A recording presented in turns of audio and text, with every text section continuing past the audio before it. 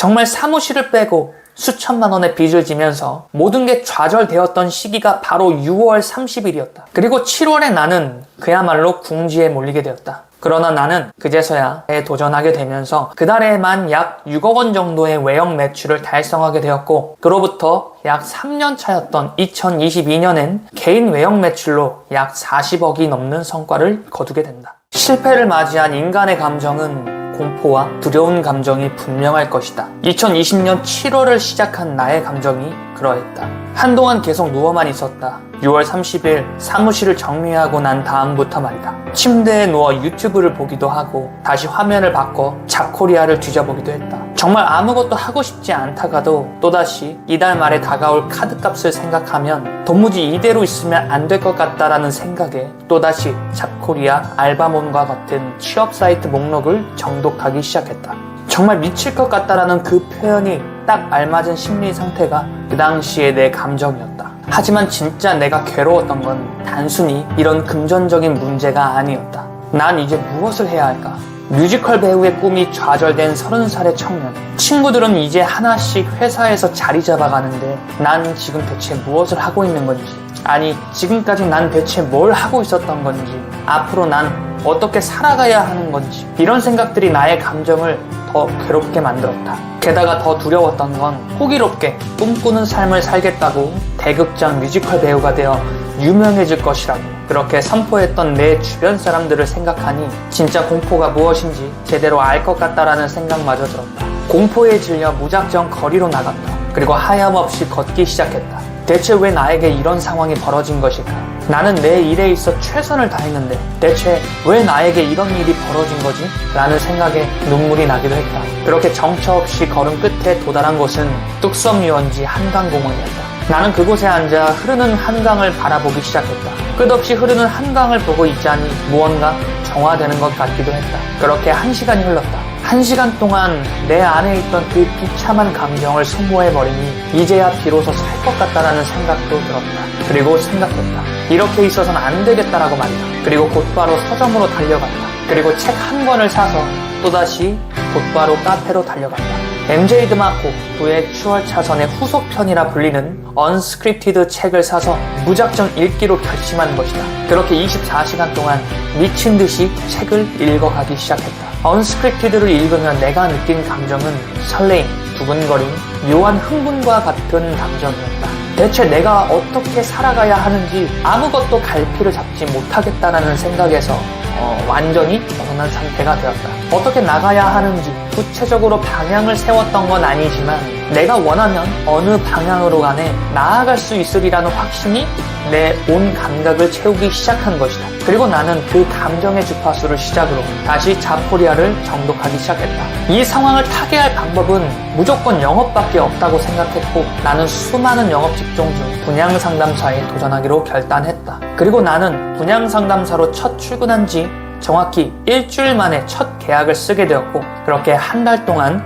4건의 계약을 달성하면서 외형 매출 6억 4천만 원을 달성하게 되었다. 처음으로 월 1,000만 원 이상의 돈을 벌게 되면서 나는 딱 한 달 만에 내게 벌어진 상황 일부를 정리할 수 있게 되었다. 그리고 그제서야 깨닫게 되었다. 지금 이 상황이 앞으로의 내게 어떤 의미가 될지는 지금의 내가 결정짓는 것이라는 걸 말이다. 나는 이때 얻은 깨달음을 3가지로 정리해보기로 했다. 2020년 7월부터 약 3년이라는 시간이 흐른 지금의 내가 그때의 나에게 주는 3가지 메시지를 전하고자 한다. 첫 번째, 어떠한 상황이 비극인지 행운인지 판단하는 주체는 바로 나라는 존재이다. 상황만으론 그것이 절대적으로 비극일 수도 없고 반대로 그것이 절대적으로 행운일 수도 없다. 오로지 그 상황을 비극으로 해석하는 나라는 존재가 있을 뿐이다. 그리고 그 상황을 또다시 행운으로 해석하는 나라는 존재가 있을 뿐이다. 그렇기에 그 상황을 내가 행운으로 해석하길 원한다면 그 상황은 분명 나에게 행운으로 다가올 것이다. 정말 사무실을 빼고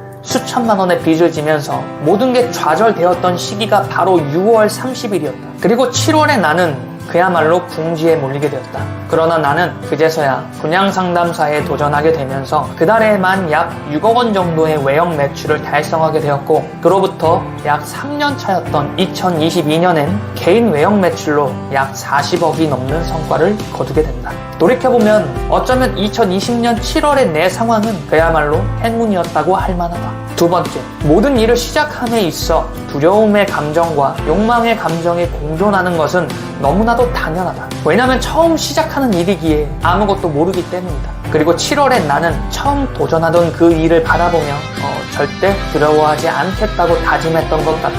당장 그달에 계약을 쓰지 못하면 죽는 상황이었지만 나는 두려워하지 않기로 했다. 그저 이달에 계약을 반드시 쓴다라는 생각에 몰입하기로 했고, 그렇게 첫 출근을 한 날부터 하나하나 미션을 깨듯이 이 분양상담사라는 일을 알아가는 것부터 시작했다. 계약이라는 목표만을 생각한다면 너무나 막연해 보이지만 그 과정을 하나하나 쪼개어 작은 성공을 하나씩 모아간다라고 했을 때 일주일 만에 첫 계약을 달성하는 건 지금 생각해보면 너무나도 당연한 결과였다. 처음으로 월 1,000만 원의 수입을 벌어들일 수 있었던 건 이 일을 바라보는 너의 감정이 욕망으로 물들었기에 가능했던 일이다. 세 번째, 기회가 다가올 때 인간이 처음 느끼는 감정은 두려움이다.